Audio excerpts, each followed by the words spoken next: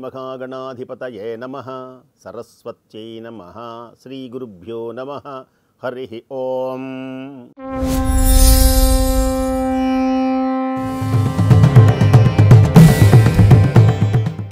యాదాద్రి భువనగిరి జిల్లా చౌటుప్పల్లో అమ్మ నాన్న అనాథ ఆశ్రమం ఎందరెందరో దాతల ద్వారా దైవము నిర్ణయించినటువంటి విధంగా అత్యద్భుతమైనటువంటి రీతిలో సాగుతున్నది.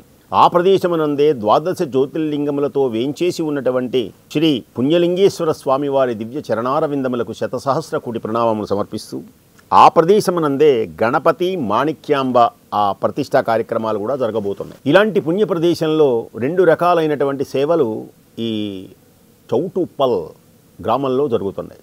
ఒకటి మానవ సేవ. మానవ సేవ అమ్మా నాన్న అనాథ ఆశ్రమంలో దిక్కులేనటువంటి వారు ఎవ్వరూ పట్టించుకోకుండా రోడ్లంబర పెడతారు. మీరు చూస్తున్నారు, మీ కార్లలో బండి మీద వెళ్ళేటప్పుడు ఆ రోడ్డు పక్కన చినిగిపోయిన గుడ్డలతో గడగడ వణుకుతూ కనీసము దుప్పటి లేక ఇది చలి, నాకు చలి పుడుతున్నది అన్న సంగతి కూడా వాళ్లకు తెలియక అయోమయమైనటువంటి స్థితిలో జీబిరు జుట్టుతో దుర్వాసనతో ఆ రోడ్డు పక్కన, ఆ కాలవ పక్కన, మురికి కాలవ పక్కన వానకు తడుస్తూ ఎండకు ఎండుతూ దీనహీనమైనటువంటి జీవనాన్ని గడుపుతున్నటువంటి వ్యక్తులు ఉన్నారే, వాళ్ళను చూచి దయదలిచే వాళ్ళెవరు, వాళ్ళ మీద ప్రేమ చూపించే వాళ్ళెవరు? అయ్యో అనుకోవటమే, అలా వెళుతూనే ఉంటారు కోటీశ్వరులు. ఎందరెందరో చూశారు, కానీ భువనగిరి జిల్లా యాదాద్రి చౌటుప్పల్ అమ్మా నాన్న అనాథ ఆశ్రమం అలా వదిలిపెట్టదు. పోలీసులకు కూడా, గవర్నమెంట్ వారికి కూడా తెలియచేసింది, ఇలాంటి వ్యక్తులు కనుక ఎక్కడైనా కనపడితే తీసుకురండి. ఇక్కడ ఉన్నటువంటిది పార్వతీ పరమేశ్వరుడు యొక్క దివ్య అంశతో ఉన్నారు అందరూ. ఆ అంశతో ఉన్నటువంటి వాళ్ళు వాళ్ళ మీద ప్రేమ చూపిస్తారు. ఇలా తీసుకొచ్చినటువంటి వాళ్ళని మీరు టీవీ యాడ్స్లో చూస్తూనే ఉంటారు. అమ్మ నాన్న అనాథాశ్రమం.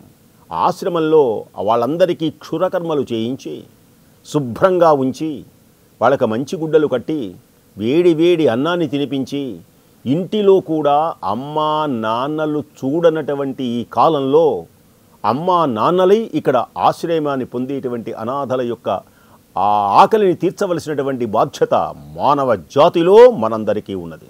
ఇది మానవ ధర్మం. మానవుడు అంటే ఏమిటి అర్థం? మానవత్వం అంటే మానవత్వం అని అరుస్తారు కదా. అసలు మానవత్వము అంటే ఏమిటి? సరే, మానవుడు అంటే ఏదో ఆకారం ఉన్నాడు కనుక మానవుడు. అసలు మానవుడు అంటే ఏమిటి? మానవత్వం అంటే ఏమిటి? మానవత్వం అనేటువంటిది వ్యక్తి లోపల గుణాన్ని వ్యక్తం చేస్తుంది.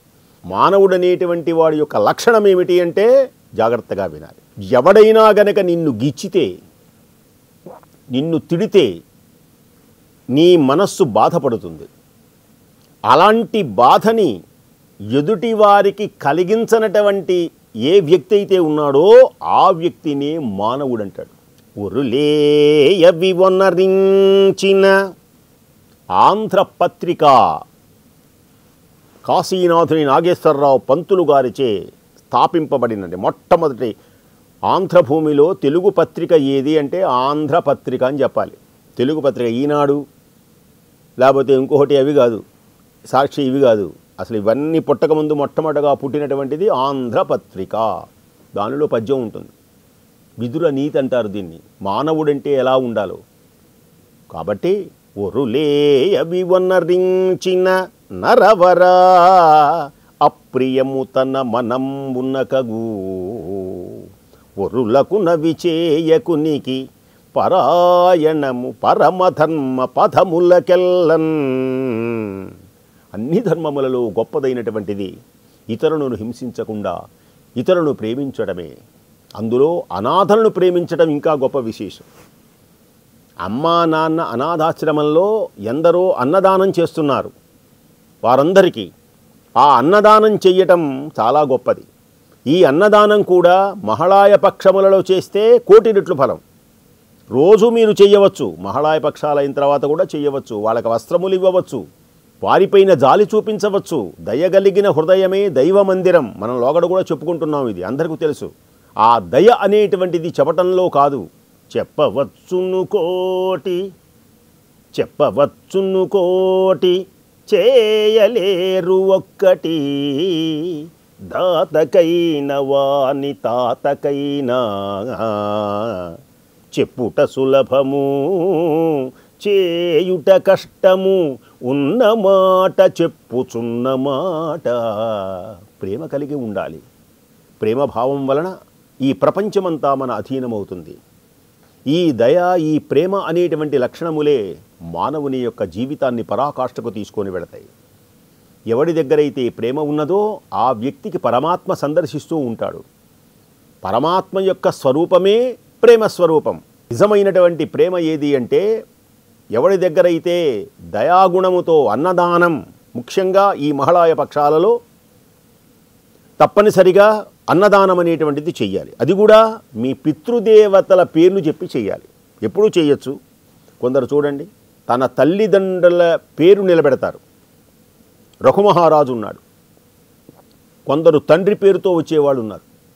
ఇప్పుడు రాముల వారి వంశం ఉన్నది. అందరి పేర్లు చెప్పుకోరు, చాలామంది ఉన్నారు రాముల వారి వంశంలో.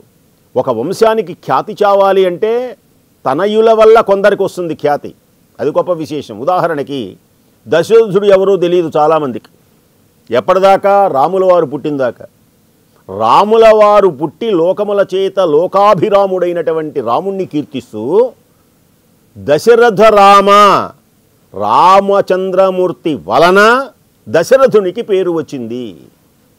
మీరు ఇలాంటి పుణ్యమైనటువంటి అమ్మా నాన్న అనాథ ఆశ్రమాలలో అన్నదానం గనక చేస్తే మీ పితృదేవతలు తరిస్తారు మీ వల్ల.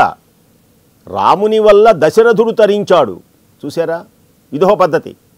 కొడుకు వల్ల తండ్రికి పేరు వస్తే తండ్రి వల్ల కొడుకుకి పేరు వచ్చినటువంటి వాళ్ళు ఉన్నారు. బలాని వాళ్ళ అబ్బాయి అని. ఇదొక విశేషం ఉన్నది.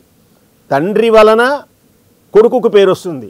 ఈ కొడుకు అంత గొప్పవాడు కాకపోయినా అహింస, పరులకు ఉపకారం చేయటం, అందరిలో భగవద్ దర్శనం చేయటం, అందరిలో భగవంతుడున్నాడని భావించి ఆ భగవత్ సేవ నేను చేస్తున్నాను అని ఈ పుణ్యమైనటువంటి క్షేత్రంలో మహాపక్షములలో ఇలా అన్నదానము చేసి అందరూ తరించి దివ్యమైనటువంటి ఆ ఈశ్వర అనుగ్రహాన్ని మీరందరూ పొందాలని మనసారా కోరుకుంటూ స్వస్తి.